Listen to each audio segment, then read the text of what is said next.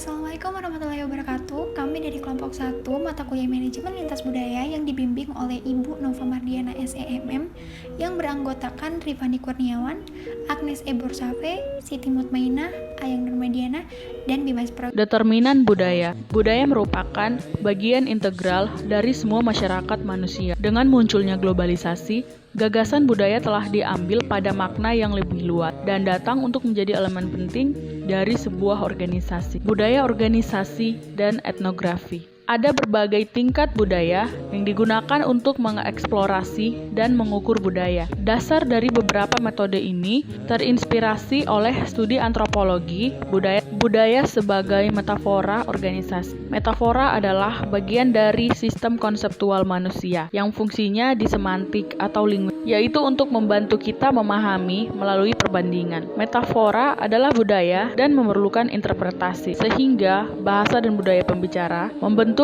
cara metafora dibangun atau diterjemahkan. Setiap budaya memiliki 3 lapisan. Lapisan pertama adalah perilaku atau tingkat eksplisit. Inilah yang langsung Anda perhatikan ketika Anda pergi ke luar negeri untuk pertama kalinya, yaitu bahasa, makanan, arsitektur, rumah, gedung, dan sebagainya. Dan juga gaya komunikasinya seperti budaya Latin, misalnya menggunakan bahasa tubuh dan wajah yang riang ekspresif. Yang kedua, berisi norma dan nilai. Setiap budaya memiliki sistem norma dan nilainya sendiri-sendiri. Bersama-sama, ini membentuk karakteristik nasional suatu budaya. Lapisan ketiga dan yang paling dalam dan yang terletak di inti budaya, mengandung asumsi dan keyakinannya.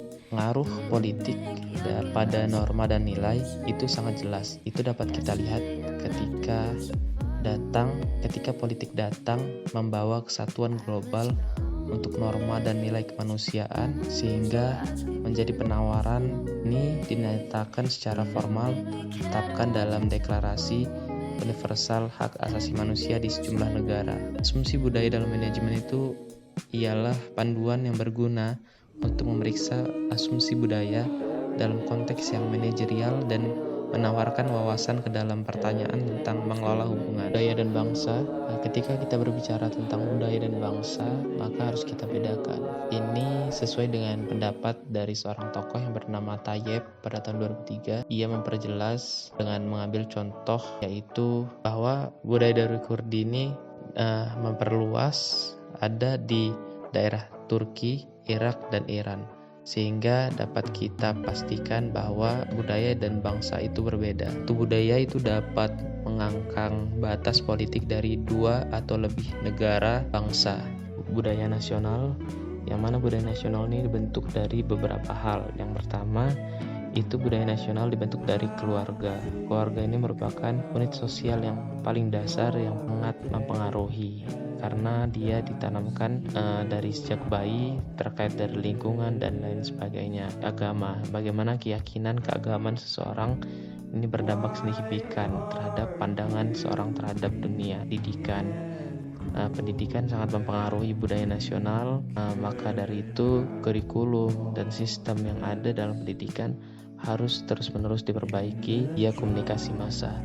Media komunikasi massa ini memberikan perhatian khusus terhadap dampak kemajuan, sehingga dengan banyaknya surat kabar, majalah, televisi, dan radio, dan beragam informasi dari internet pula, ini akan memperkaya khasanah perusahaan multinasional, karena perusahaan multinasional ini dapat menjadi referensi atau acuan dari budaya perusahaan lokal. Budaya organisasi mengacu pada kekuatan budaya dalam ranking sejauh mana ia menentukan perilaku kita secara individu dan kolektif. Budaya perusahaan.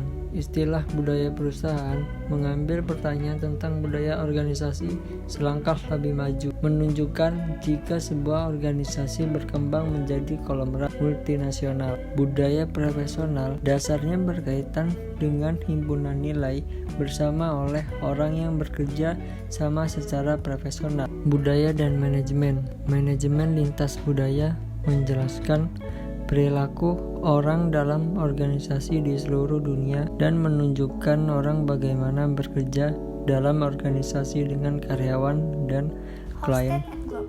Pada bab ini, kita mengeksplorasi konseptualisasi budaya dalam istilah dimensi, yang merupakan konsep yang memungkinkan variasi antara atribut budaya untuk Model dari antropologi sosial. Model ini menunjukkan bahwa pengelompokan budaya tertentu akan menampilkan orientasi tertentu pula. Seperti yang dikemukakan Diana Robertson pada tahun 2002, jika suatu budaya memiliki masa depan fokus waktunya, maka ia cenderung lebih menekankan pada pelestarian lingkungan demi generasi mendatang. Jarak daya rendah dan tinggi. Dalam budaya, jarak kekuasaan tinggi, manajer yang efektif pada dasarnya adalah otak yang fokus pada tugas. individualisme dan kolektivisme. Dimensi ini menyangkut pada diri sendiri yang berhubungan antara individu dan kelompok, yang mengukur sejauh mana individu-individu dalam masyarakat bersifat otonom dan sejauh mana mereka melekat pada grup. Budaya individualis berfokus lebih pada hak dan prestasi individu. Individu diharapkan mencapai tujuan mereka sendiri. Dalam lingkungan seperti ini, persaingan antara individu didorong sehingga memungkinkan mereka untuk memenuhi tujuan dan kebutuhan mereka selama sejalan dengan organisasi dan tempat mereka bekerja. Maskulinitas dan feminitas.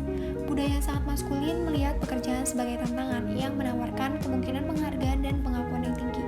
Tekanannya ada pada kinerja, pada persaingan dengan orang lain untuk mencapai tujuannya. Budaya yang sangat feminin biasanya memberi perhatian lebih pada gambaran yang lebih luas, terutama pada hubungannya dengan orang lain di tempat kerja. Kualitas hidup adalah perhatian yang utama, tidak hanya dalam hal bagaimana pekerjaan itu dilakukan, tetapi juga dalam hal pencapaian pekerjaan tersebut. Penghindaran ketidakpastian. Dimensi keempat ini kita mengukur sejauh mana orang-orang dalam budaya tertentu menghindari ketidakpastian, sejauh mana mereka merasa terancam oleh situasi yang ambigu dan berisiko. Budaya menghindari ketidakpastian memandang hidup mereka sebagai pertempuran melawan kecemasan dan stres. Mereka mungkin bersedia menerima resiko yang sudah dikenal tetapi bukan yang tidak diketahui oleh mereka. Di dalam budaya, manajer juga menghindari ketidakpastian karena diharapkan untuk menjaga aturan dan peraturan dalam sebuah organisasi. Karakteristik budaya nasional. Di dimensi ini digunakan Hofstede untuk menggambarkan perbedaan budaya yang juga telah mengalami banyak ulasan kritis. Selain itu juga untuk mempertanyakan apakah 5 dimensi ini bisa benar-benar merangkup semua kompleksitas budaya nasional. Dimensi hingga kluster. Ketika dihadapkan pada tumpah ruahnya budaya, untuk mencoba membuat semacam tataan yang memungkinkan budaya untuk dikelompokkan dalam kesamaan mereka, baik itu yang sangat umum tentang persamaan dan perbedaan antara budaya, agama, bahasa, geografi, etnis yang dianggap sebagai faktor yang relevan, seperti sikap dan nilai yang berhubungan dengan pekerjaan.